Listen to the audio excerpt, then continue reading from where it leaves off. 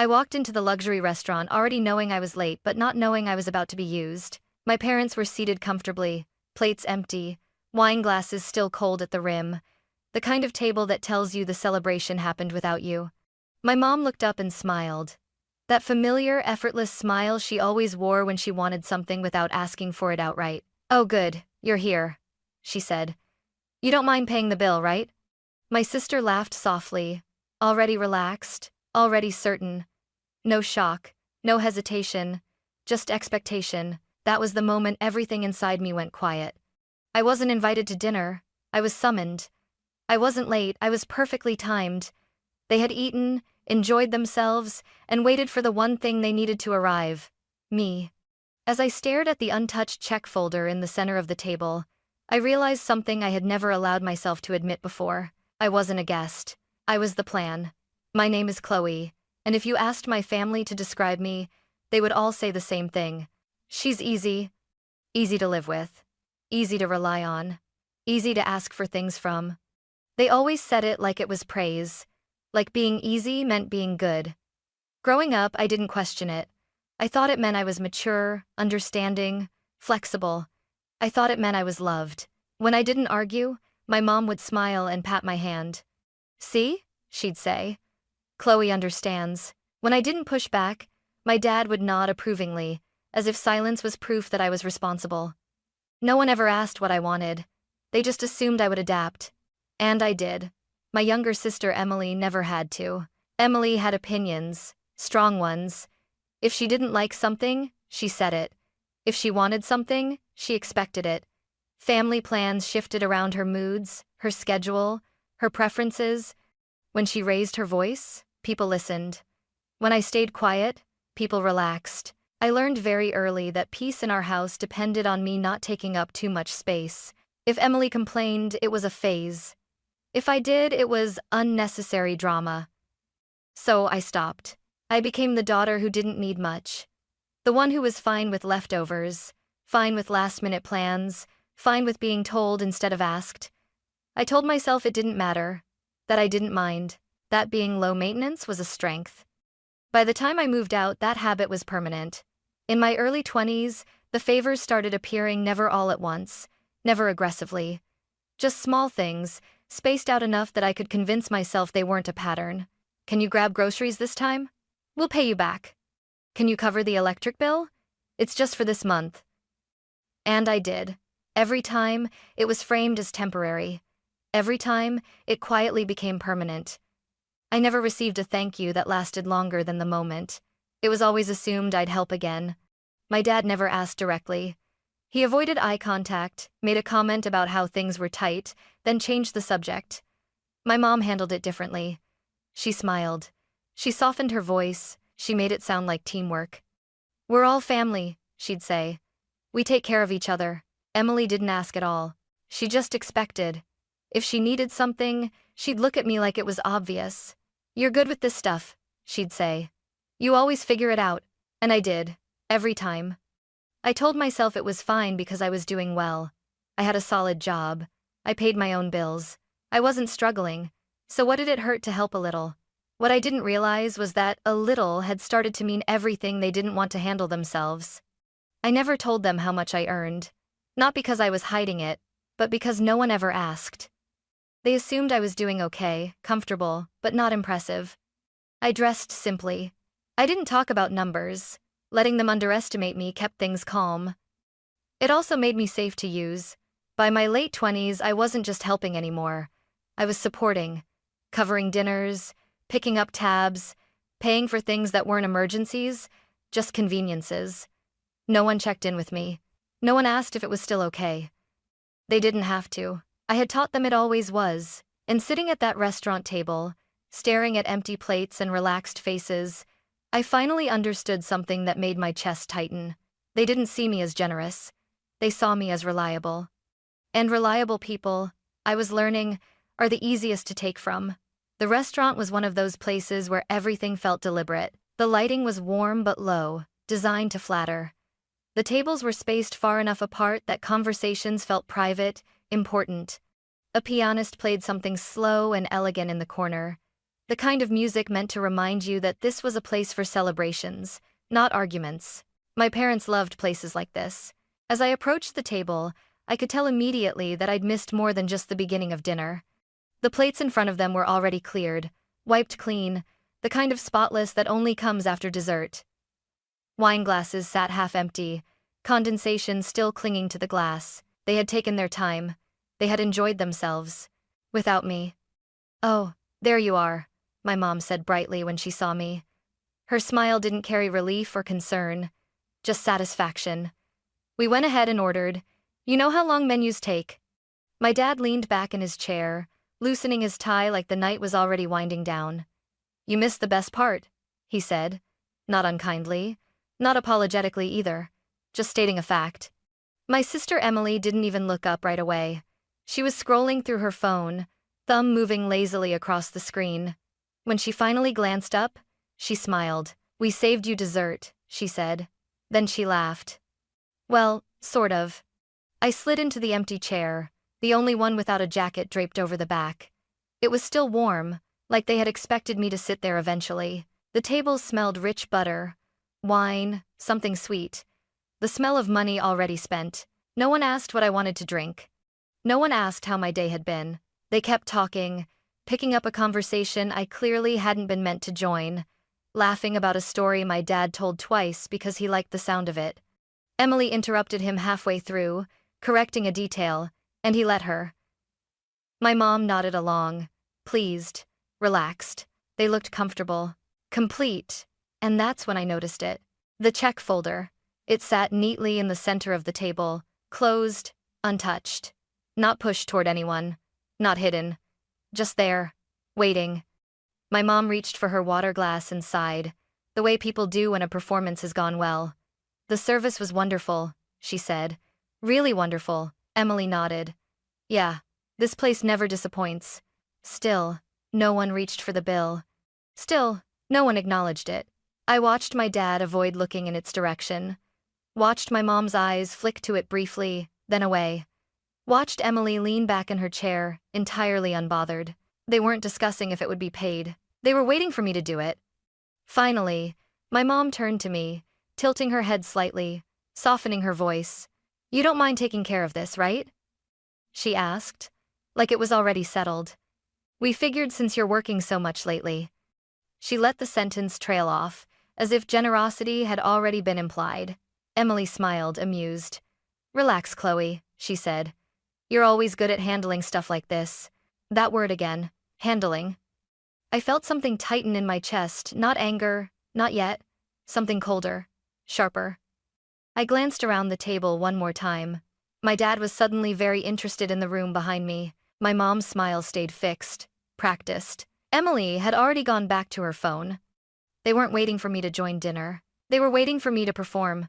And in that moment, something clicked into place with painful clarity. This wasn't about money. It wasn't even about the bill. It was about certainty. They were certain I would show up. Certain I would pay. Certain I wouldn't make things uncomfortable. That certainty had been built slowly, quietly, over years of me saying yes when I wanted to say no. Over every time I chose peace over honesty. Over every moment I told myself it wasn't worth the argument. I looked at the empty plates again. They hadn't been waiting for me to eat. They had been waiting for me to arrive. And for the first time in my life, instead of reaching automatically for my wallet, I stayed still. I wondered what would happen if I didn't do what they expected. I didn't reach for the bill. That alone felt strange, like holding my breath underwater. For years, my body had learned this motion before my mind even caught up hand to purse. Card out, smile on my face. It was muscle memory, habit disguised as generosity. But this time, I stayed still. No one said anything at first. The silence stretched, thin and uncomfortable, like a note held just a little too long. I watched my mom sip her water slowly, eyes flicking to the check folder and then away again. My dad shifted in his chair, crossed his legs, uncrossed them. Emily tapped her phone screen twice, impatient. They weren't confused. They were waiting.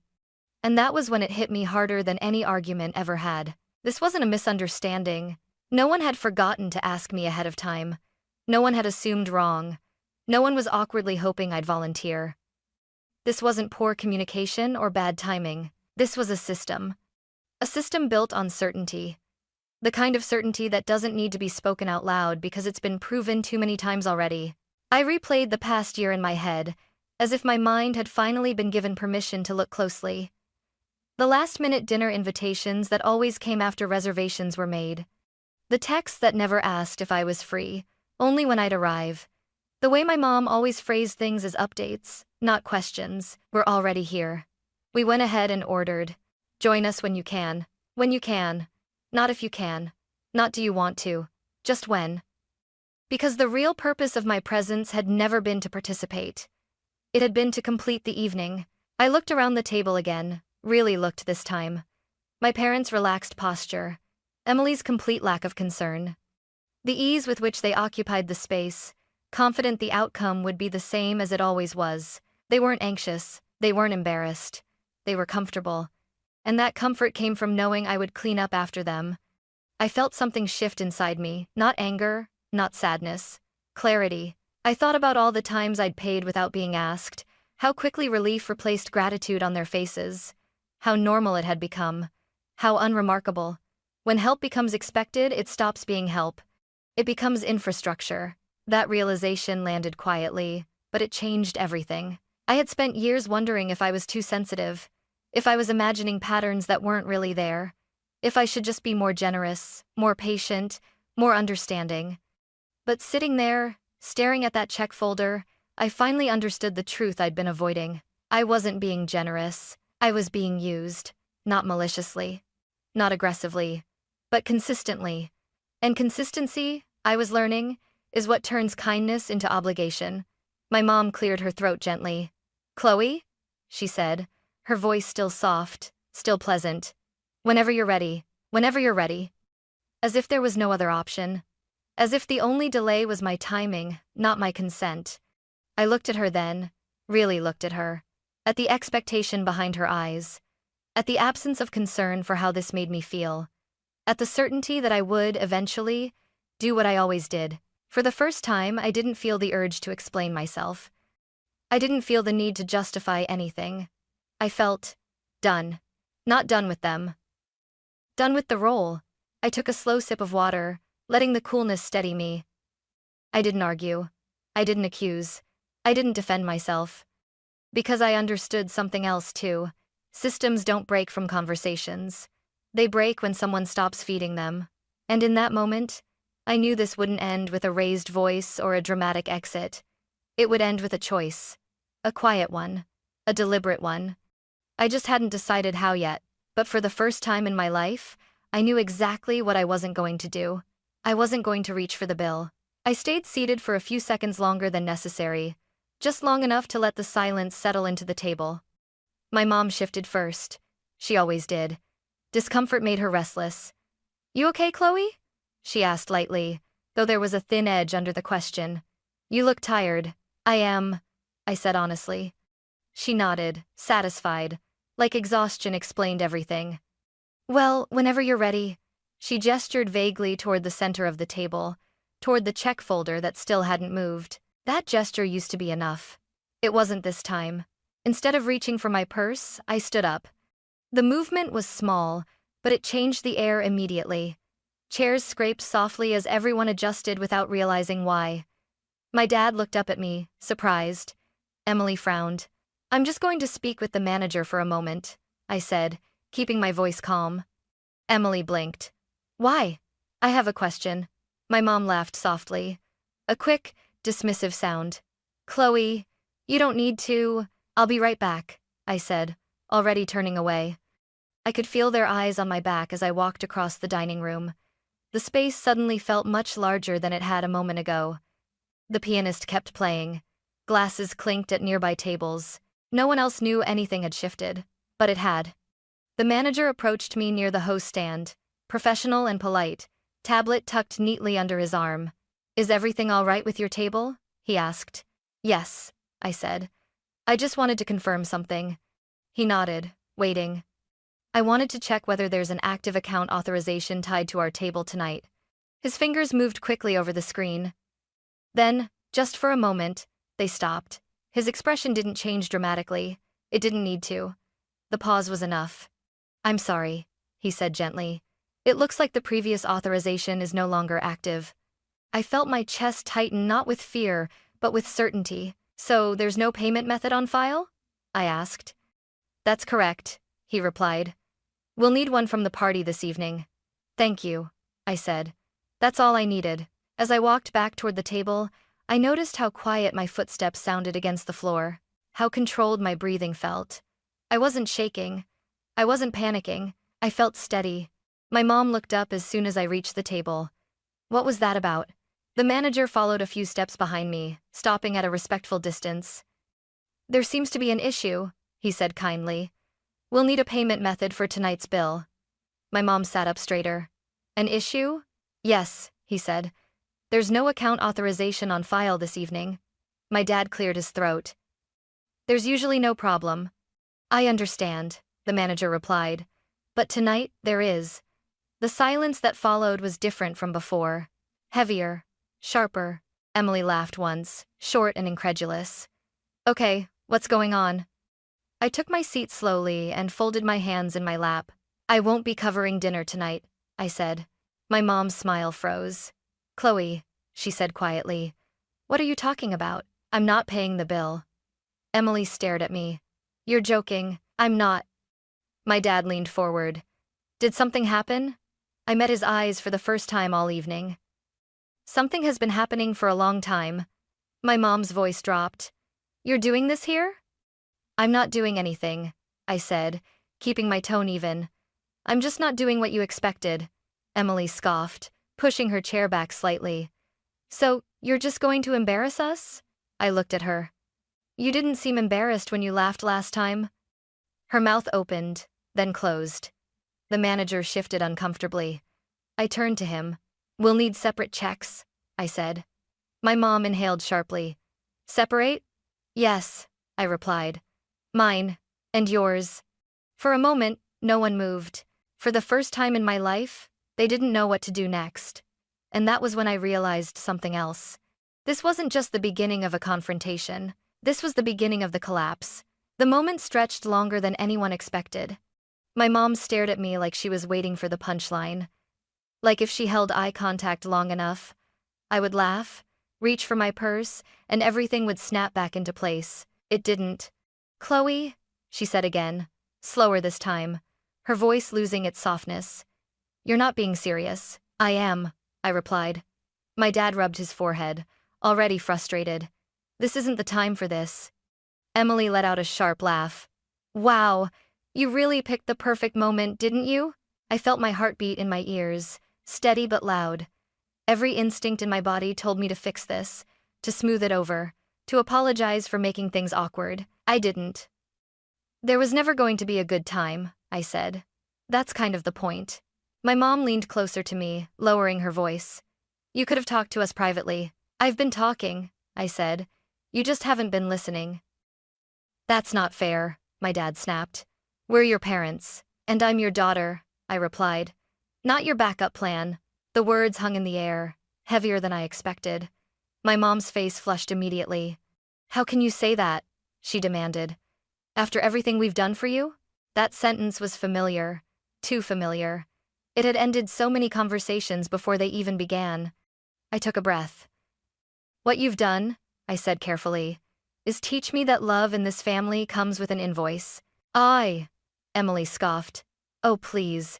You act like we're forcing you." "You never had to," I said, turning to her. "You just assumed I would." She crossed her arms. "So now you're the victim?" "I'm not a victim," I replied. "I'm just finished." My dad shook his head. "This is unbelievable. You think you're teaching us some kind of lesson?" "No," I said. "I'm teaching myself one." The manager returned, holding the check folders. One thin, one thick. He hesitated, sensing the tension. "Whenever you're ready," he said politely. He placed the slim folder in front of me. The heavier stack went in front of my parents. My mom stared at it like it was written in another language. "This can't be right," she said. "We don't usually—" "I know," I replied quietly. Emily leaned over to look. "Is that really all of it?" "Yes," the manager said. That includes the wine, the additional entree, and dessert. Emily's eyes widened. That's insane. I almost laughed. Not out of cruelty, out of clarity. This is what you order when you're not paying, I said. My mom's hands trembled as she opened her purse. I don't have my card, she said automatically, like she'd said it 100 times before. I know, I replied. She looked up at me sharply. Then what do you expect us to do? I met her gaze. Figure it out. My dad reached for his wallet, then paused, like the motion itself surprised him. He flipped it open, checked inside, frowned. Emily whispered something under her breath. Her boyfriend, who had been silent until now, suddenly stood up. I need to take this call, he muttered, already backing away. No one stopped him. The manager waited patiently, hands folded. Other diners glanced over briefly, then looked away. The pianist kept playing. My mom looked at me again, her eyes sharper now, searching. You're enjoying this. I'm not, I said honestly. I'm exhausted. She swallowed. You're really going to leave us like this? I'm not leaving you, I said. I'm just not carrying this anymore. My dad finally placed his card on the table. The sound it made against the wood was small, but it felt loud. Emily shook her head. I can't believe you're doing this to us. I leaned back slightly. You didn't think about what you were doing to me. She opened her mouth, then closed it again. The manager took the card and stepped away. The table felt colder without him there, like the air itself had shifted. My mom wiped at the corner of her eye, though no tears fell. Family doesn't do this to each other. I nodded slowly. Family also doesn't treat one person like an endless resource.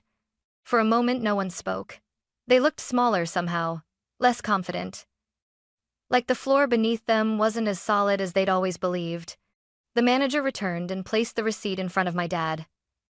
He signed it slowly, deliberately, as if the act itself carried weight. I paid my share, slid my receipt into my bag and stood. My mom looked up at me, her voice uncertain now. Chloe. Just my name. No demand. No smile. No expectation. I paused for a second, then shook my head gently. I hope you think about this, I said. All of you. Then I turned and walked away. For the first time in my life, I didn't feel like I was abandoning them. I felt like I was finally leaving the role they had written for me. The air outside the restaurant felt different, cooler, lighter. Like I had stepped out of a room that had been pressing down on my chest for years without me realizing it. I stood there for a moment, just breathing, listening to the muted city sounds and the faint music leaking through the doors behind me. My hands weren't shaking. That surprised me. I had imagined this moment 1,000 times over the years, imagined anger, guilt, regret crashing into me all at once. Instead, I felt steady. Tired, yes. Drained, but clear. My phone buzzed before I even reached my car. Mom, you didn't have to do that. I stared at the screen for a few seconds, then locked it without replying. Another vibration followed almost immediately. Dad, we need to talk. I didn't answer that either. Not because I was trying to punish them, but because I knew exactly how that conversation would go. Explanations, deflections, promises that things would be different next time. I had lived through that cycle before. This time, I needed something else. At home, the silence felt unfamiliar at first. No tension, no waiting for the next request. I set my keys down, kicked off my shoes, and sat on the couch without turning on the TV. I just let the quiet settle. And then I opened my laptop, not my work files. The folder I had avoided for years, receipts, transfers, notes, payments labeled groceries, utilities, emergency. Just this once. Each one looked reasonable on its own, defensible, easy to justify. Together, they told a very different story. I scrolled slowly, my chest tightening not with panic but with recognition. Dinner after dinner, bills that had quietly become mine, trips I hadn't gone on but had helped pay for, expenses that had stopped being requests and turned into assumptions. It wasn't generosity. It was infrastructure. I leaned back and closed my eyes, letting the realization settle. I hadn't been helping occasionally. I had been supporting a lifestyle that wasn't mine. My phone buzzed again. Emily, you really embarrassed Mom. I exhaled slowly and typed a single response. Me. I set a boundary. Three dots appeared, disappeared, appeared again. No reply came. That told me more than any argument ever could. Over the next few days, the fallout arrived in waves. First, polite messages. "We just want to understand. We didn't mean it that way." Then, sharper ones. "This isn't how family behaves. You've changed." I didn't engage. Without my quiet support, things shifted faster than I expected. Plans were suddenly postponed. Dinners were rescheduled, then canceled. Emily stopped posting photos from places that required reservations. The confidence my parents wore so easily began to crack, not dramatically, just enough to notice. No one apologized. I hadn't expected them to. What surprised me was how little guilt I felt. I had always assumed that setting boundaries would make me feel cruel, that I would lie awake at night replaying their disappointment. Instead, I slept better than I had in years. I wasn't cutting them off. I was just no longer cushioning the consequences of their choices. One evening, my mom called. I watched the phone ring until it stopped. A few minutes later, a text came through. "I don't recognize you anymore." I stared at the words, then typed back carefully. "Me. I think you're just seeing me clearly for the first time." I set the phone down and didn't pick it up again. The system they had built around my silence had finally been interrupted. And once that happens, nothing continues the way it did before. I knew there would be more conversations ahead, more tension, more adjustments, but I also knew this part, the hardest part, was over. I had walked away. And I hadn't gone back. The weeks that followed didn't explode the way I once imagined they would. There were no dramatic confrontations, no public apologies, no sudden realization where everyone admitted they were wrong. What happened instead was quieter and somehow more revealing. Without my automatic yes, my family had to adjust. At first, they tried to pretend nothing had changed. My mom sent a group message suggesting dinner, like old times. Same tone, same vagueness, no question mark. I replied politely that I couldn't make it. She didn't ask why. A few days later, Emily texted me directly. "Are you still mad?" I stared at the message longer than I needed to. That question said everything. To her, my boundary was an emotion. Something temporary. Something I would eventually get over. Me, I'm not mad. I'm just not paying for things anymore. She didn't reply. Instead, my dad called that night. His voice was careful, measured, like he was negotiating rather than talking to his daughter. "We're just trying to understand where this is coming from," he said. "We never meant to make you feel used." I held the phone against my ear and closed my eyes. "I know," I said. "That doesn't change what happened." There was a pause. "So, what do you want us to do?" The old me would have softened then. Would have offered reassurance. Would have made it easier for them. "I want things to be clear," I said. "If we go out, everyone pays for themselves. If there's an expense, you ask me ahead of time. And if I say no, that's the answer." Silence. "I don't want to fight," I added. "But I'm not going back." He sighed. "Your mother is having a hard time with this." "I believe that," I said gently. "I had a hard time for years." After that, communication slowed. Not stopped, just changed. My mom stopped texting me about restaurants and started sending updates instead. Emily stopped calling unless she needed something, and when she realized I wasn't stepping in, she stopped calling altogether. It hurt more than I expected. Not because I missed paying for things, but because I saw how thin the connection had been. How much of our closeness had depended on my usefulness. At the same time, something else began to grow. My time felt like mine again. Evenings were no longer reserved for last-minute plans. Weekends weren't filled with obligations I hadn't chosen. I started saying yes to things because I wanted to, not because I felt cornered. When I did see my family, the dynamic was different. Awkward at first, careful. They watched what they said around me, like they were afraid of stepping on something fragile. In a way, they were right. But that fragility wasn't weakness. It was honesty. One afternoon, my mom and I met for coffee. Just the two of us. She looked older somehow. Tired. "I keep thinking about that night," she said finally. "I didn't realize how much pressure we put on you." I didn't rush to reassure her. "I believe you didn't realize it," I said. "That doesn't mean it didn't happen." She nodded slowly. "I don't know how to fix it," she admitted. I wrapped my hands around my cup. You don't have to fix the past. Just don't repeat it. She looked at me then, not as the easy daughter, not as the solution, but as someone separate from her expectations. It was a start.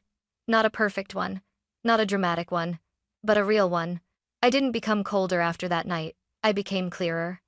And clarity, I was learning, changes everything, even when it takes time for others to catch up. For a long time, I believed that love meant endurance. That being a good daughter meant absorbing discomfort quietly, smoothing over problems before they became visible, paying whatever price was required to keep the peace. I thought that if I stayed understanding long enough, things would eventually balance out on their own. They didn't. What changed my life wasn't a fight or a dramatic confrontation. It was a decision. A simple one. I stopped participating in a system that had been draining me. I didn't cut my family off. I didn't threaten them.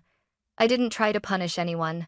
I just set clear boundaries and stood by them. And something important happened.